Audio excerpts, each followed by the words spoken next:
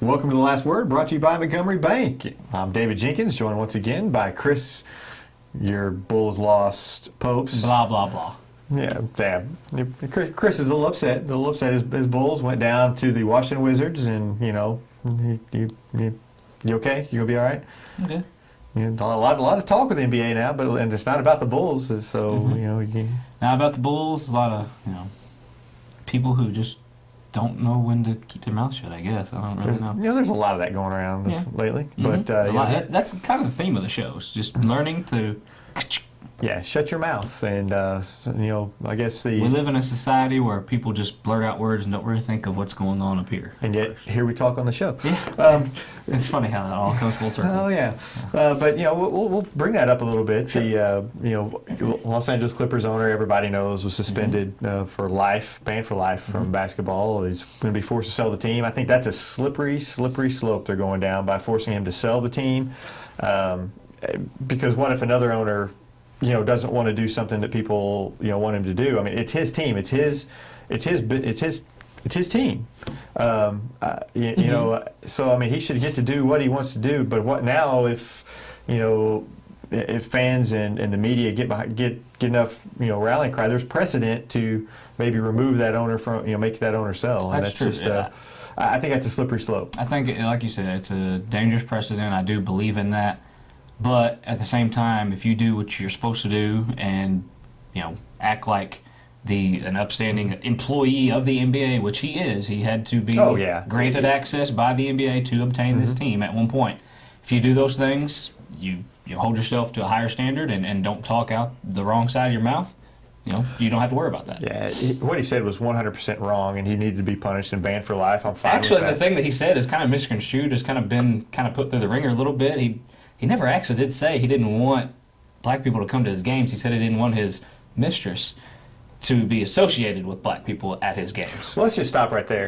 He's married. He's married and taking his mistress to games, and from what I understand, he would even take her into locker rooms. If I'm not, she was a very prominent appearance maker there. That's just wrong at a whole other level. Apparently, the wife is suing the mistress for gifts that she received. The whole thing is just messed up. And you have Magic Johnson now as a leader and potentially buying the Clippers, and he was associated with this girl, took a picture of this girl. It's just all kind of fishy to me. Here would be my solution, and I don't know, maybe it's wrong, but instead of making him sell the team, make all those contracts which I believe they even said that if anybody who wanted to opt out of their contract at the end of the year could do so because they didn't want to play for the owner because of these comments, you just let them opt out. Let him keep the team, but let nobody want to play there. Him have a terrible team. If he wants a pearly white team, he can have a pearly white team. Or if people want to sign with him, and force him to sell that way instead of having a vote by the owners and force them out that way. I just, like I said, it just sets a bad precedent, I think, in the long run. With any employee that you have, no matter what company you are, no matter what level you are, you have to uphold by this company's code of conduct. Right. Obviously, this guy did not.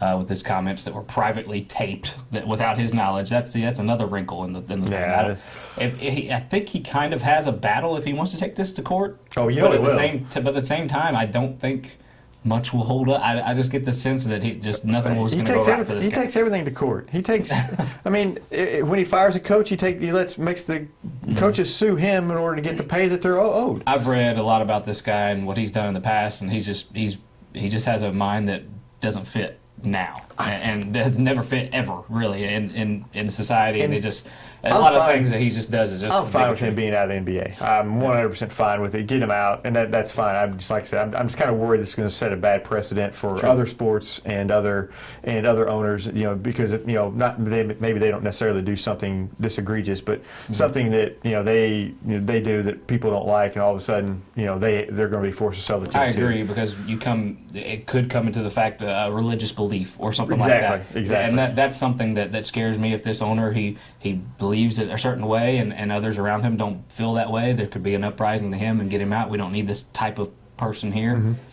That's a way, but I hope and pray that doesn't happen. But If you're this, you say things like this, that it has no part in any league whatsoever. And I agree with the banishment, but I agree with you as well as it sets a pretty slippery precedent. Well, and while we're on the notion of talking and people, kind of just spewing off, we have something locally that is just, to me, ridiculous, and it's the message boards on SEMO Ball. There's one currently there now, and the Dexter basketball coach we talked about at our last show, he resigned. Now it's got into people hiding behind, call signs or whatever you want to call them. Screen names, whatever you want to call them. They're hiding behind these names and calling out other coaches. Coaches accepting, coaches kind of taking the bait and getting into it with other people. And first, people shut up. I mean, just shut up. I mean, oh my God. I hate message boards. It's getting to the point where it's getting ridiculous because when you attack other people behind your computer screen, IP address, whatever, it's getting to the point where something needs to be done about this. Because I'm not saying that you shouldn't maybe question a coach's call in a move or on the baseball field or whatever. I'm not saying that, or even go as far as to maybe think that this is a time where maybe move on. Maybe we can move in a different direction with a coach. But when you attack a guy personally and kind of attack the job that he's doing and kind of question the job that he's doing, that's where you have to draw the line. And it's just basically it's just kind of stupid people just kind of getting there and thinking they can say whatever they want. And it's no consequences. It says a lot about your community whenever you've got people like this. And Dexter is a great community with a lot of great people, but they have some people just that are just idiots that are just commenting on this stuff. That's everywhere. and that's what I was getting ready to say. It's everywhere, but those few idiots make that entire place look bad. And you know my feelings on message boards. I'm not a big fan of it. It would be great if you and I could banter back and forth on a message board, but it never ends that way. I don't know where the moderation is. I'm not in charge of SEMO Ball, and I don't have I'm not in charge of their policies, and I don't know that's their thing. But I couldn't stand to see some of the stuff that's on there. I would have to delete, I delete everybody, but by the time, because, I just wouldn't have a message board. Wouldn't have a message board probably with me, because, you would get stupid things in there, and I would just start deleting. And I know it drives hits, and it gets people to the website, and that's the purpose of it. But at some point, I think you've got to take it, just look at what you're saying, look at what you're doing. It's making, they're calling out school board members, and I think it's just ridiculous what they're doing. And it's not just, Dexter's just the latest example. If it's SEMO Ball, it seems like there's always a thread going along there, and it's not just SEMO Ball. It's most sports has it too. It's just everybody. They hide behind their names. If you want to call somebody out, put your name behind it. Both of us, we post on message boards from time to time.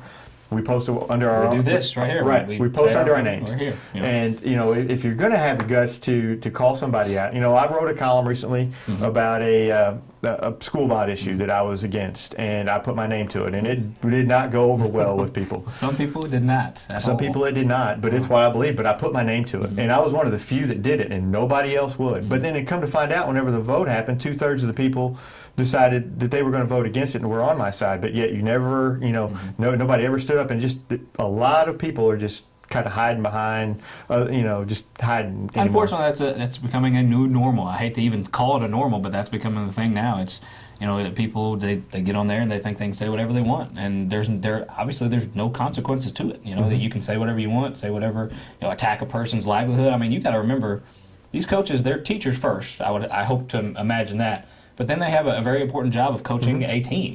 That's their second job. They get paid for it, but that's another part that they get taken away from their family from. They get taken away from things that they would want to do personally, but no, they're putting in the time, and people just don't grasp that. They don't understand that. They think that he goes to the games and that's it. He goes to the games, tells that player to do that, and that's it. Yeah. It's getting to the point where it's getting ridiculous. It really is, and I hate to bring it up, but it happens almost every season. You had a particular Saxon coach that was attacked not too long ago on SEMO Ball and stuff like that. And SEMO Ball is great for information. I love it. People post. There's tons of great posters out there that put information out that I even use, that I like to see. And that's what that's designed for, and that's why I just wish that we could monitor closely so we get rid of some of the other stuff that's going on in there. And it'd be better if people just have the common sense not to post it. But people put your names. Let's see how that. Let's start a month. Go a month without putting your name right there, and that's a challenge. If anybody put your name on all your posts. and for a month, just for a month, and see how it goes over. Yeah, won't happen. Won't happen. Won't happen. Let's get to some actual sports, All right, because we have this little thing called the SEMO Conference Baseball tournament coming up. Tournament going on. I believe it starts on Friday, and we have 8 teams. Notre Dame, Poplar Bluff are the top 2 seeds, and it looks to be kind of a balanced tournament this year, kind of like the basketball a little bit. It does, and I think when we talked about the upcoming season, it's going to this whole baseball season, especially SEMO Conference, has a lot of parity. I mean, you obviously have your front runners right now, but I just went to a game where Sykeston beat Notre Dame, the top seed in the tournament, 8-1. That was a pretty convincing win for them and a great win for Sykeston going into this tournament. They needed it. They needed it. They beat Cape Central on Saturday, beat Notre Dame Tuesday, and they're going into Friday with another matchup against Cape Central, which it's going to be a little bit a bigger battle, I would think, than Cape Central coming fired up. But as far as that goes, you go in, you have a lot of balanced teams, the top 4, top 5. Just like almost any year, they could come in and surprise a few teams and win it. Poplar Bluff, they've kind of flown under the radar, and they've only lost 1 game. It was Saturday and extra innings to Festus. So they've not lost to a team in Southeast Missouri, and they've been playing really well. I'm kind of interested to see what they do. I like to see them match up with Notre Dame in the championship, or Sykeston for that matter. Sykeston's kind of an enigma to me that some days they act like they don't want to be there. And then other days they come out and they beat Notre Dame. So it just depends on what kind of team you're going to show up. I think they're still trying to find their identity a little bit. But and Kennett, they've won 4 straight, won 6 of the last 7. They're playing really well right now. So they have Cavante Mitchell, who's an outstanding player. So I think those 4 teams. Any of those 4 teams can win it. I can speak mostly just for Sykeston because I've seen them play the most. But they have games where they're just air-filled. It's not. Just doesn't seem to be there. Just not seem to be there. But when they put it together, and just like any team, if you put it together and they have enough talent where they can pull off a 8-1 win over Notre Dame. They have that talent, but just getting the team there and getting them in that mindset, that's the thing. I think it's kind of spring sports. Spring sports is kind of I don't know what it is, but spring sports, it's not it doesn't seem like the dedication in like I was actually talking about this with my fiance last night. It's just not. It seems like it's took a hit the last few years. It's spring sports. It's not. The passion's not there. The kids are there's tons of stuff going on. It's finally that you're getting outside. You're wanting to do more things, and you're not wanting to stay in. I don't know. You've got prom coming up. You've got the end of school coming up. Tons of stuff going on. A lot of stuff going on. I think maybe that has an impact. I don't know. Specifically with baseball, summer baseball, I think has took a lot away from spring as well. Because you're playing with a bunch of your friends. You're playing with basically all-star teams in the summer. To put it in other word, I can't even think of another word to put it, but you're going to different places, you're going and playing different teams, and have a chance for a college coach to see you in the summer a lot more as far as that goes. But I just think, spring, just the dates change. It's just times are changed all the time. There's no, it's just not the following it used to be. Right, and you go out there, you're playing in front of 30, 40 people. Not a big crowd, and just really spring sports lately is just the last 5 to 10 years have really, I just have noticed it really taking a drop, and it's a shame to see, but it's kind of filtering to the players now. The players are really kind of whatever, at times.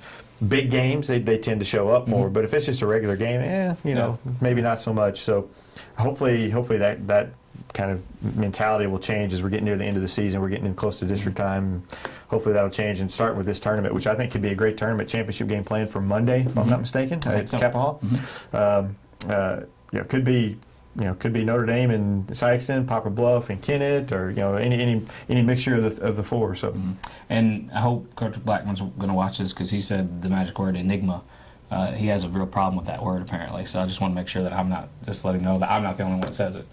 He called Sykeston and baseball team an enigma, just like your football team was this fall.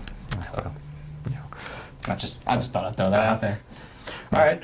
Well, we'll talk more about the SEMO Conference tournament next week after it all happens. Hopefully the rain stays off, and we can just talk about who won it, and we can filter that's the thing. else. Every year it seems like rain comes in and destroys this tournament and moves it back 17,000. Well, it's supposed to be pretty Friday and Saturday, so I don't know about Monday, but on Friday and Saturday they should get to the championship game. So hopefully the rain holds off, and we can not have any more flooding like we had the other day, and we can stay dry, get these games in, and so we'll see you next week on The Last Word.